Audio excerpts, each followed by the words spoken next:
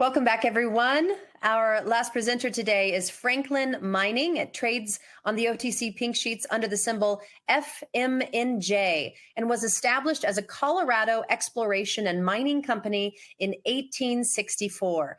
Franklin Mining and Mill Company worked multiple claims north of Idaho Springs, Colorado. Incorporated in 1976, then reorganized in 2003 as Franklin Mining, Inc. Please welcome its CEO, Willian Petty. Welcome, William. Thank you. How are you? I'm great. I'm very excited to hear your presentation today. It seems like it's got a lot of history to it as well. Thank you very much. We're very proud of the company. I took over the company in 2009, and we did a lot of pre-development stages in South America, in Bolivia. The company, I was an advisor to the company in '99 to obtain a mining claim for them down in Colombia, and then become the head negotiator in 2003 to 6 in Bolivia, and in 2009 took over. Since then, we've done a lot of pre-pilot development stage programs in Bolivia. We become the first mining company in Bolivia to have our partnership with the indigenous Indians, in which Wall Street Journal wrote up about us, and they wrote Washington Times did an article about us before that, about doing business in South America. We've had our ups and our downs, our moments, but now we have fully grained our ground. We're moving forward as probably one of the most unique companies in the world, as we stand as a pink sheet company with assets. Unfortunately, we're not a Canadian company, or an Australian company would be able to put a lot of value on the bottom line. With what we have now, we are actually moving equipment as we speak today to one of our mines in the Tipuani Apollo area, which is in the northern part of Bolivia. It's the most well-known alluvium golden opportunities, I believe, in the world. We've been introduced to a lot of places in Africa and other areas, but this is very rich in the area. Our mining company, number one, has been established there now, kind of like a Coca-Cola company. They know us very well down there. We have great relationships, not only with the government, but the main relationships is with the cooperativas. And if I can kind of reflect a little bit on Franklin Mining, in 2008, Franklin Mining adapted the policy of being a royalty mining company. That meant that we don't go in doing explorations and a lot of the pre-development stage programs for a 43-101 or those type of stages. It doesn't really benefit us much here in the United States. As far as I know, I haven't seen it benefit me any. So we go into where there's actually operations where they have been operating for years.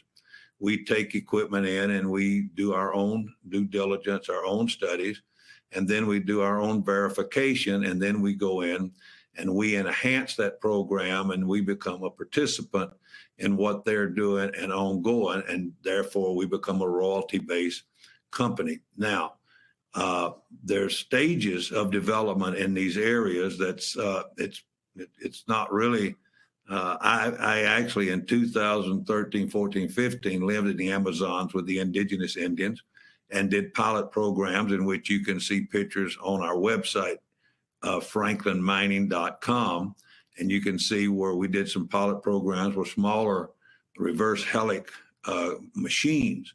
And those machines allowed us to find gold from nuggets down to the refined gold. So with Franklin Mining's history out of Idaho Springs, Colorado, as one Indian spoke to me and said, "Mr. Petty, you're older than Coca-Cola," being 1864, and age in these countries mean a lot.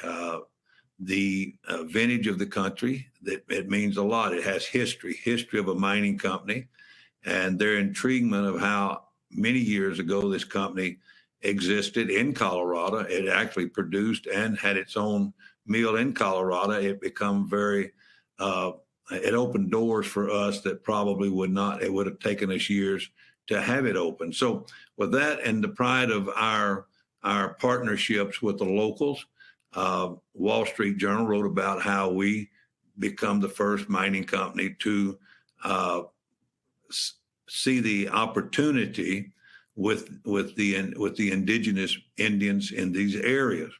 Let me kind of give you a structure of Bolivia, because let me give you a structure first of the company. Franklin Mining shares, as you know, if you go OTC, you know that we have 1.7 billion shares plus issued.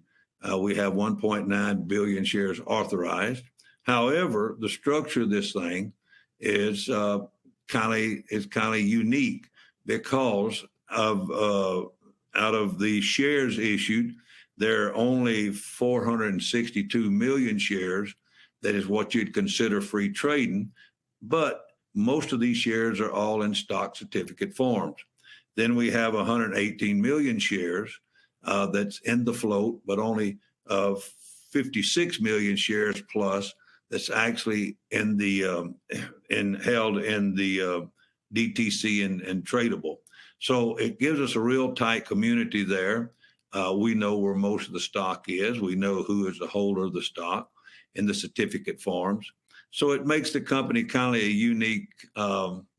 unique structure in a company like ours. Next is our assets. Our assets we can place next to none. There's a lot of companies out there that doesn't have the assets we have.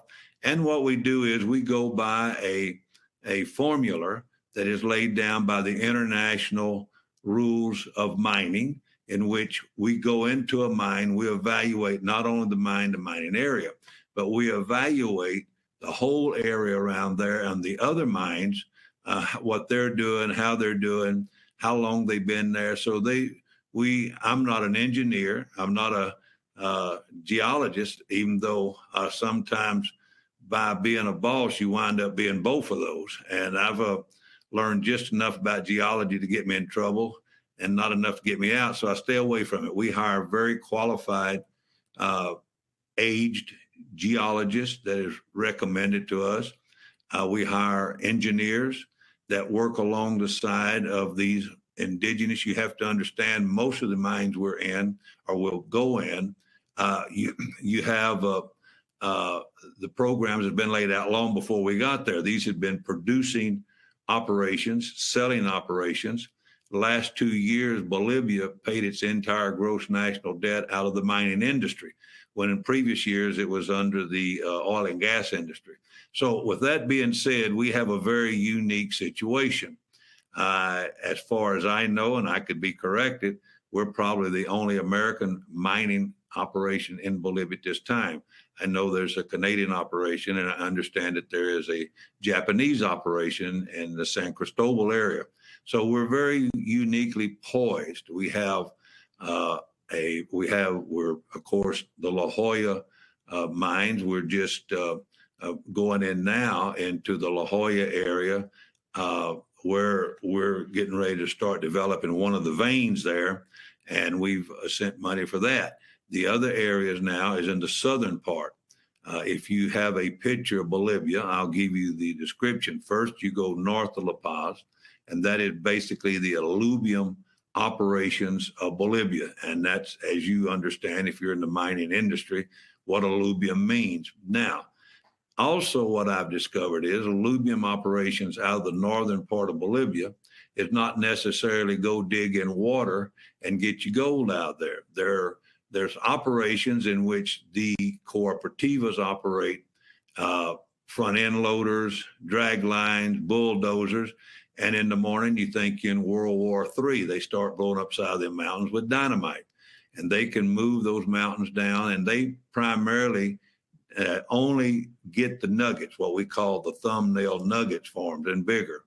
The rest of it, that's 30% of the 30 to 35% of the tonnage that is produced out of the mines. The other part is washed out, kind of like the old days in Alaska, where they took high pressure hoses, they separate the ore from the gold. They shake it down. Then there's about 55 to 65% of the gold that then it gets washed down the water, and that's where we're going for. We're going for the 65% that they have, but I don't call it discarded, but they've washed away, so I guess it is discarded. So we're after that. We are now in the process, which is wound up, as you know, if you stay in touch with any of the news reports, the chain and the transportation. We're now moving a 170-ton machine as I speak to you on the side of an area in the Apollo area called Uyo, the mine that we have chosen, which is at the headwaters of which the headwaters come down to Apollo and to Tipuani. So we're in the Apollo area. We've got a plant. It's 49 tons and 51 feet long, going up the side of that mountain, going down those roads. And we've had to take it apart 4 times in the past 2 days just to be able to get it on those roads to get it to the mine. I was just informed about 15 minutes ago that plant should be, if there's no more delays, on the mine tomorrow. They'll start putting the plant back together. Our biggest problems has been, number one, transportation. There was one truck that we had to get it so far. Then we had to break it down, and it's all been because of the highway. It's been a logistic nightmare for our people, our employees who are down in Bolivia getting this done. And we're very excited, and it will be able to process 170 tons per hour plus. The hindrance of the plant would be feeding it. We're going to have 6 dump trucks moving, 3 dump trucks, 2 dumps. Primarily, we'll wind up with 9 dump trucks moving every hour to rotate to be able to feed this machine. It's a monster. It's a big machine. We'll be able to crush rocks. We'll be able to process nugget ore. Now, we have a plant paid for that is sitting in California. We've been trying to get it out of California now for over a year. And because of transportation, we've dealt with, as of today, 4 different transport companies that is just backlogged with their containers, number one. Number 2, they're backlogged with being able to make it leave the port of any port. We've been looking at Vancouver. We've looked at Oregon State, Washington State. We're trying to find anybody that can pick that thing up and take it. So we've been there, but that's another 50-plus ton plant. And again, it's the feeder. And it's more geared for what we call the flake and fine gold. We'll be able to process the gold down to a 0.053 gram or microgram. So we'll be able to take what the big machine can't do. We'll be able to go, and there's 2 different areas. If you've been involved anything in mining in Bolivia, and I introduced an American company back in the 90s that went down there, and they stayed 20 years. I have all the studies right here with me from the primary introduction there. I have the reports that they reported. Their geologist is our geologist today. So they were there almost 20 years. And we have that reports. We have their geologist that did our report. That area is 2 areas. One in the Tipuani area is more your nugget form gold.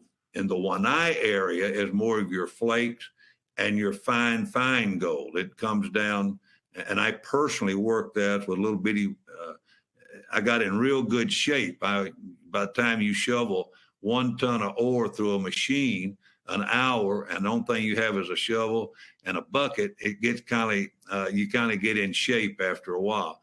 So we did that ourselves in 2015. So we've gone through all of this. Today, we're very optimistic on our company moving into the next level.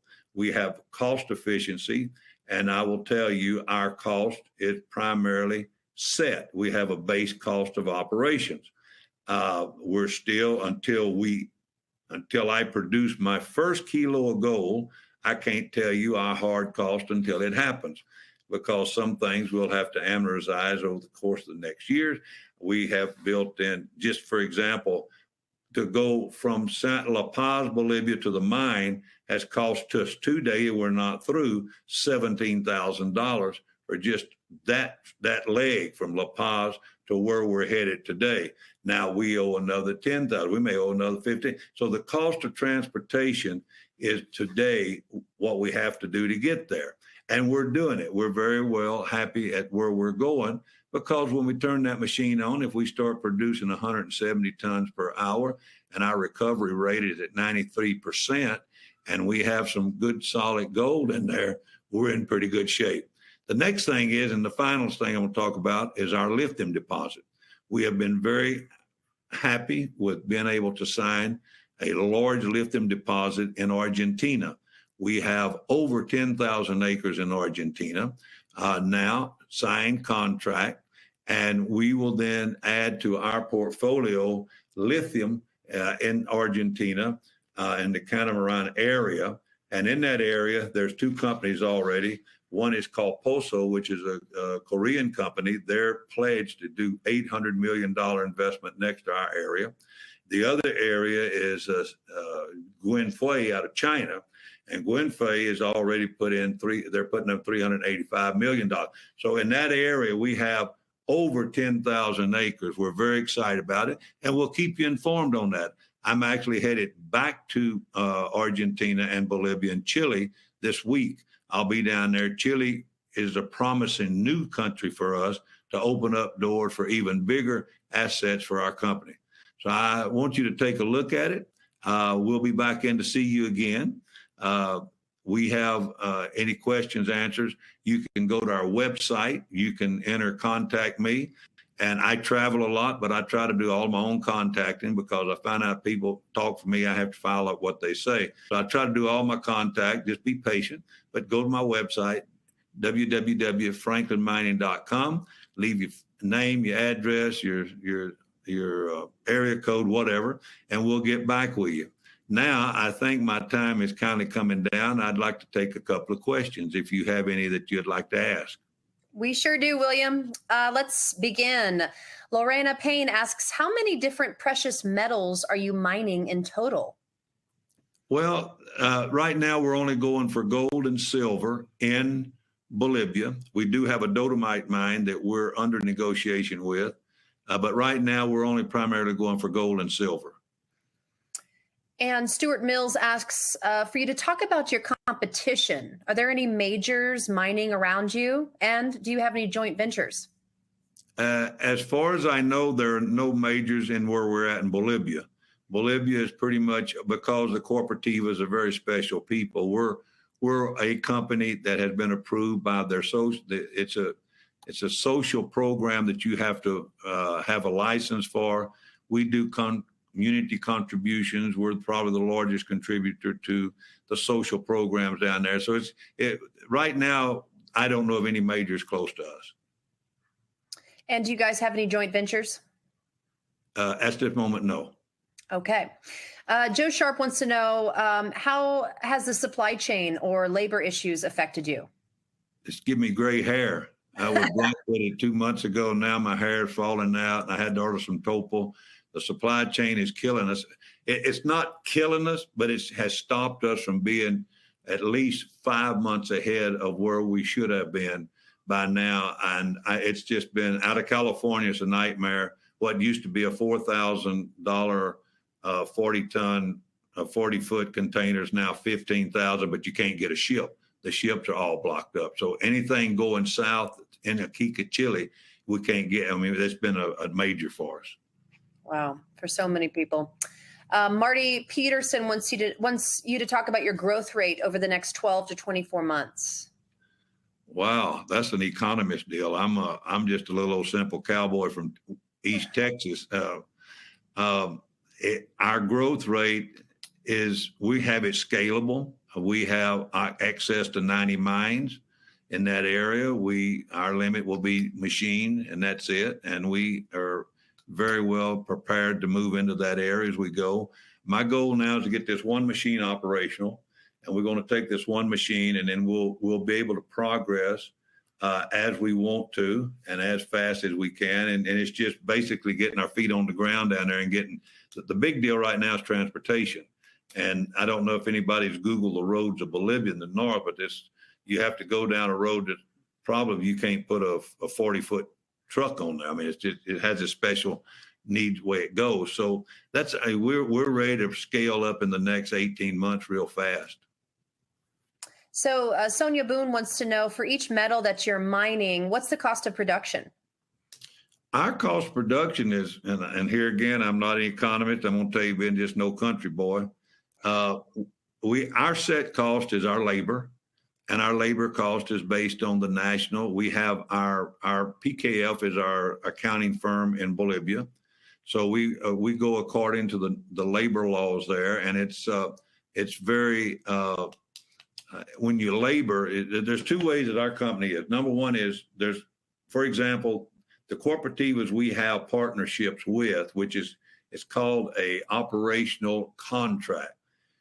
We don't pay them to work with us. They produce their deal. We produce ours outside of their deal. So our labor cost is very minimal, only to operation of our plants right now. And you mentioned that Ella Goodman has a question about any majors around your properties. You said none in Bolivia. What about the other space? In Argentina, yes, we have two major players. One is Pulso, which is a Korean company. They have in writing in the public domain, they're putting $800-something million next to us. The other one is the Glenfui people out of China. They're the number one battery.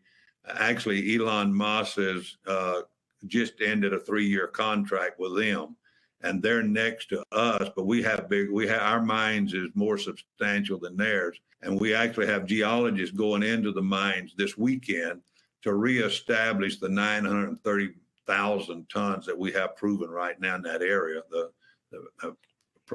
lithium area. So we have those two areas there. And so we're very excited about the attention we're getting with that lithium stuff right now. Dan Armstrong wants to know if you have any convertible or toxic debt. No. Okay, good. Doris Cross wants to know, how far off is your lithium project from being funded and breaking ground?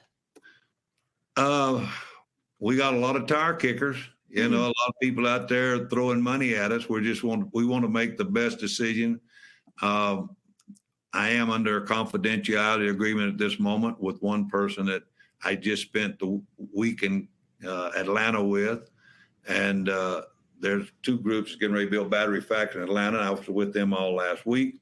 Right now, I can't talk much about that, but we're real close to going in first and second stage. We have 3 stages in the lithium, and we're going in the 1,600 hectare area by the time I get down there next week. Okay. Santa Lee Solom says, glad to hear you speak, and thanks for your update today. And Santa would like to hear about the Tipuani Project, as well as the company's expanse into lithium mining. Okay, Tipuani is, I think probably kind of didn't explain it. Tipuani is an area, and Tipuani in the north area of Bolivia they have 97 mines under one cooperativa. So we are the only company at this time that has an agreement with that one cooperativa that has 90 mines. So our expansion has no limit except capital. That's a good way to be. It is what it is. We're sitting on over 10,000 acres of pure lithium and salt, and we're about. I'll have a more definitive engineering report when I go down on the 5th of next week in Buenos Aires. That sounds fun.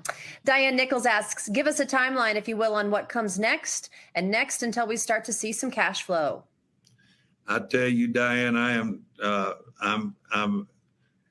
just gripping every day. Our machine is what's going to be our magic number there, and it's supposed to be at the mine tomorrow. It's on the way today. I've got engineers jumping out the hoops because they thought it was going to be next week. We had been told within the next 30 days, and it looks like the machine is going to be on the mine tomorrow. However, they're going to have to put it back together because it's gone in 4 pieces. So we had to put it back together. And when the machine starts, we've already hired we have our engineer, we have our geologist, we're doing 2 runs a day, which will be 8-hour shift to 8-hour shift. And we have our labor for those shifts. So when we turn that machine on, we're going to be doing whatever 8 times 170 and 8 times 170 tons per day. So if we're going, we're going to spit something out. So what we're hoping, and I'm not saying this in public, but we're real close. Let's put it like that. Okay. Installing the equipment in the next few days. Circling back to the Tipuani area, Shannon Lamkin wants to know what's the name of the mine and give more details on the timeline of that. Well, the mine is now that we're after is called Yoyoy. It's in the Apollo area. It's north of Tipuani. We're probably 2 hours north of Tipuani as the eagle flies, but we're probably a day by going road because the road. And if they go to our Twitter, they can see some of the road that we're having to deal with. We do have it on Twitter. And so this is Tipuani is the area. They're already in Tipuani. We're just trying to get up and outside of the road. But Tipuani is an area I spent time in. I stayed there for over a year. And we made great relationships in that community. And the other, in Tipuani was another company out of Denver that I took. They spent 20 years there. So the company out of Denver and the people who follow that company knows exactly what they found there. And actually, I understand Emerging Growth did a lot of, shows on emerging growth back several years ago. So Tipuani is very special for us because there is 90 mines in that area. So the names of them can go from the Congolese mine to they have different names of that. We have the La Cantanata mine, we have the Congolese mine, we have another one I can't pronounce, being Texan, these words just go past my talking, but we do have 3 mines under contract after we come back down to Ayua mine. Bob Schneider says, how did you acquire the lithium property? And it seems like more potential than the gold. So why not sell it to a larger company now? Well, everything's for sale, but I'm not cheap. And, we have a 30-year contract. We own 80% of the mine. We can produce up to 4,000 tons a month. We have just received information on our own plant that we can build for $28 million. But you have to realize every ton up there of lithium right now, the valuation of it's between 50 to 60,000 a ton. So if I just get 10 tons a day up there, I'm doing pretty good revenue. And my cost again is very fixed. I mean, I can do a blue sky in the buy and do the kumbaya that I need $1 billion. I don't need $1 billion. I need my first phase, and I'm doing my first and second phase. I got 30 years there. I've got, they've done already extensive studies up there that we have inherited. And I've been doing business in Argentina since '95. So it's been basically trust that they brought us in and relationship that they brought us in. We negotiated a GTL project there back in 2007 with the government. And we've been in negotiations. I took the first private company public out of Argentina in '95. So down there, I don't know much about north of Miami Beach. I hadn't operated in my country. I've been South America since the '70s. And so all of our relationships has developed over the course of time. And we've just been blessed to be able to get to cherry pick. And Chile is going to be bigger. So I'll be able to talk to you about Chile when I come back. How's your Spanish, William? I just learned what frijoles was a few months ago because I bought a taco. So that's just, my problem is there, you have so many different dialects. I mean, I can get in and out of a hotel. I can get to, but I never, because Argentina has a different dialect. Each country, we hire our own lawyer, our own accountants, because the dialects are different and you can get in trouble, especially if you don't have technical engineering. That's what we have in Bolivia. We got really blessed to have a gentleman named Fernando Frudenthal, which is bilingual, but he's also engineer bilingual. He's technical bilingual. He's kind of my mouthpiece. I can get us in trouble. I just can't get us out of trouble. So, I know when they say, let's shoot the green go, I just grab my boots and run. But you got, you just got to, I'm very careful on, but my friends, they understand because I've been down there for years, I'm actually now, a lot of the kids that I help go through school here with their parents and their dad, they're actually running the show down there, so I'm kind of their granddaddy, so, but I can understand enough, but I don't try to get technical with communications down there. Well, good. That was my little personal question. To wrap this up, a few questions, a joint question from JJ and Tim Ingram. So do you infer from the collaboration of Elon Musk with the other lithium mining company and the fact that you're doing better? Are you doing anything? I haven't had anybody contact me. We're just little old simple boys here. We've been contacted. Most of the contacts we have been by international companies. We're actively, we have entered into some letter of interest, which I don't ever discuss letters of interest because they don't mean that much. We have not had any kind of communique with Mr. Moss or his people. I wish we did because I'm in Texas and he's in Texas, and we'd probably have a whole bunch of fun buying us new cowboy hats. But we do have the best deposit down there. And when I come out of Chile, I'll be able to really brag about something else we'll have. Do you have any collaboration with ZICX? I do. I used to own the company. I'm the chairman of the board, but I don't run it anymore. It's turned over to two other parties. More technical. It's more of a technical deal, and they're moving forward. We have a new president, Fernando Sopop, but the chairman of the board is Romero Jardon, who is the assistant dean to the University of New Mexico's technology, and so they're. I'm just along for the ride. They're the ones that runs the show. And what are your expected revenues based on your professional experience? I can't count that high. I mean, I can give you a general idea. Let's just say, and this is a guesstimation. If my little machine, the 170 ton per hour, it only produces 3 kilos a week at 120,000 a kilo. I mean, 120,000 a week. It's all right now. The magic number is to get started. I'll be able to define it more properly. I don't like blue sky stuff. I think I like when I put my first 60-day program together and I make my first sales, then I will talk intelligently about what my cost of operation is, what my production cost will be, and what we'll be able to sell. Now, my lithium is pretty straightforward because it's the world prices I'm basing on. If I only can produce 10 tons of lithium a day at $70,000 a ton, I can figure that one out myself. So we're very capable of producing 10 tons of lithium a day at a minimum cost, and we've already got contracts to buy everything I can produce. I can say that. So with that, it's just we're making the steps by step by step.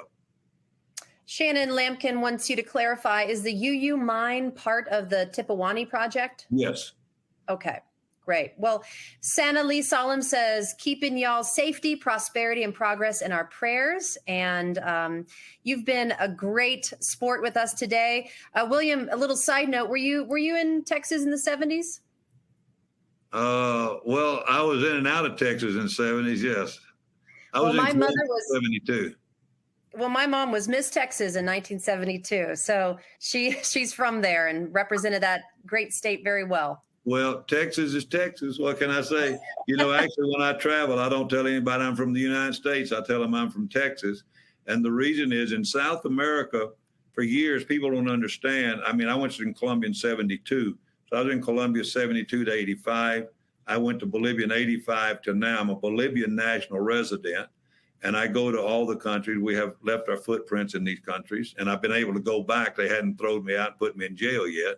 But in those days, it was a little different. I went down there, and I didn't really spend a lot of time here in the United States. So, but I tell them Texas is Texas, and it gives me really in South America, it gives me a head up because in those days you had 3 you had one television station, RCN. So that was the national broadcasting station.